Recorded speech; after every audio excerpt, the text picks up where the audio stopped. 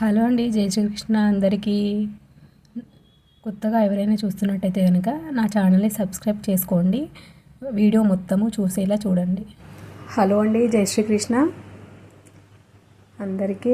ఈరోజు మనం ఆలు కర్రీ చేసుకుందాము. దానికి కావాల్సిన పదార్థాలు: ముందుగా ఆలు ఉడికించి పెట్టుకున్నాను, ముక్కలుగా కోసి పెట్టుకున్నాను 1/2 kg, తగినన్ని మిర్చి, ఇంకా ఉల్లిపాయ, ఇంకా 2 టమాటోలు వేసుకుందాము. మిర్చి ఉల్లిపాయలు వేగిన తర్వాత అంతలోపు టమాటోలు కట్ చేసి పెట్టుకుందాము. ఇలా అయితే మనకు టైం సేవ్ అవుతుంది. ఇప్పుడు ఒక 3 స్పూన్స్ నూనె వేసుకున్నాను.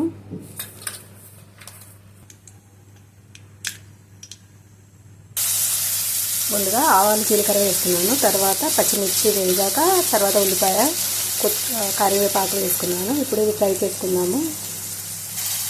మిర్చి వేగేటప్పుడు మనం తగినంత ఉప్పు వేస్తే మిర్చి అనేది కారం రాకుండా ఉంటుంది, పన్ను కింద వాళ్ళ కూడా. ఇప్పుడు పచ్చగా చేసుకుని వెల్లుల్లి వేసుకున్నామండి. అసలైతే ఎక్కువ నేను వెల్లుల్లి వేయను, ఆలు కర్రీ చేసుకున్నప్పుడు మాత్రమే. మా పిల్లలు ఇష్టపడరు, కానీ ఈరోజు వేసుకుంటాం. ఇంకా మీకు కావాలంటే అల్లం వెల్లుల్లి పేస్ట్ కూడా వేసుకోవచ్చు, వెల్లుల్లి వేయకుండా. ఇది వేయనండి. ఇప్పుడు పసుపు వేసి టమాటో వేసుకుందాం. ఇంకా పసుపు వేసి కలుపుకున్నాను, టమాటో వేసుకున్నాను.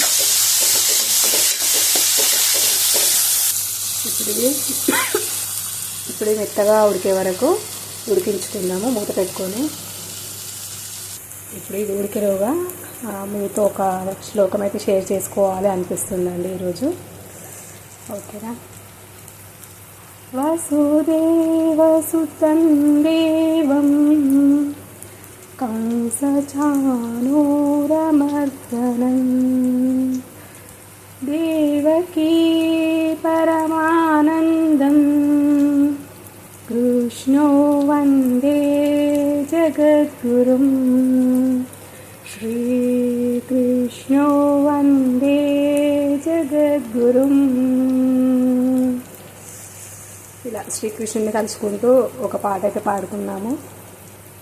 అంటే వంట చేస్తూ ఏదో ఒక స్తోత్రం పెట్టుకొని వంట చేస్తూ ఉంటాను ఎక్కువగా. ఈరోజు మీ అందరితో ఒకసారి ఒక శ్లోకాన్ని షేర్ చేసుకోవాలని అనిపించింది. ఎలా ఉందో చెప్పండి. ఇంకా ఇట్లానే పెడితే బాగుంటుందా లేదంటే వద్దు అంటారా, అది కూడా చెప్పండి. ఒకవేళ మీకు ఇష్టమైతే రోజు ఒక శ్లోకము భగవద్గీతలోంచి పాడటానికి అయితే ట్రై చేస్తాను. అంటే మనము దేవుణ్ణి గుర్తు చేసుకుంటూ ఇటు వంట చేసినట్టుగా ఉంటుంది, అటు చెవులకు ఇంపుగా కూడా ఉంటుంది కదా.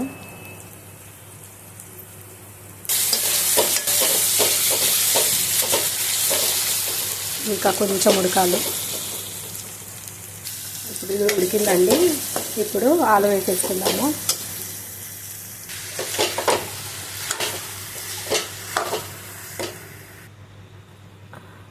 ఇప్పుడు బటాటా వేసి కలుపుకున్నామండి. దీన్ని కొంచెంసేపు ఉడికించుకోవాలి. మన ఉప్పు కారము అదంతా మన బటాటాకి పట్టాలి కదా. ఇంకా లాస్ట్లో మసాలా కొత్తిమీర ఆకు వేసుకుంటే రెడీ అవుతుందండి. ఒక 5-6 నిమిషాలు ఉడికించుకోవాలి అంతే. ఫస్ట్ ఉడికించి పెట్టుకున్నాం కాబట్టి. ఓకే అండి, నేను శ్లోకం పాడాను కదా మధ్యలో. ఒకవేళ మీకు ఇష్టమైతే కామెంట్లో పెట్టండి. నేను ఏ వంట చేసినా సరే ఇంకా ఒక్కొక్క వంటకి ఒక్కో శ్లోకం భగవద్గీతలోంచి అయితే పాడాలి అనుకుంటున్నాను, మీకు ఇష్టమైతేనే. ఓకేనా అండి? ఇంకా మనము శ్రద్ధ పెట్టి ఏ పని చేసినా అది చాలా బాగుంటుంది. వంట చేసినప్పుడు కానీ ఇట్లా దేవుడి భక్తి గీతాలతో పాడుతూ శ్రద్ధగా చేస్తూ ఉంటే దానికి ఎక్కువ రుచి వస్తుందని అనుకుంటున్నాను నేను. ఓకేనా అండి? కొద్దిగా నీళ్ళు వేసుకున్నానండి, ఎందుకంటే మంచిగా ఉప్పు కారం మంచిగా పడుతుంది. అట్లానే వేస్తే పట్టట్లేదు కాబట్టి. ఇప్పుడు కొంచెం మసాలా వేసుకున్నాను, అలాగే కొత్తిమీర ఆకు కూడా వేసుకున్నాను. అంతే అండి, ఒక 2-3 నిమిషాలు ఉంచుకుంటే సరిపోతుంది. ఇంకా రెడీ అయినట్టు మన ఆలు కర్రీ. ఓకే అండి, మీరు కూడా చేసి టేస్ట్ ఎట్లా ఉందో చెప్పండి. ధన్యవాదాలు అందరికీ. ఇంకా నా ఛానల్ నచ్చినట్టయితే కనుక కామెంట్ చేయండి, షేర్ చేయండి, లైక్ చేయండి, సబ్స్క్రైబ్ చేసుకోండి కొత్తగా చూస్తున్నట్టయితే కనుక. ఓకేనండి, ధన్యవాదాలు. జై శ్రీకృష్ణ.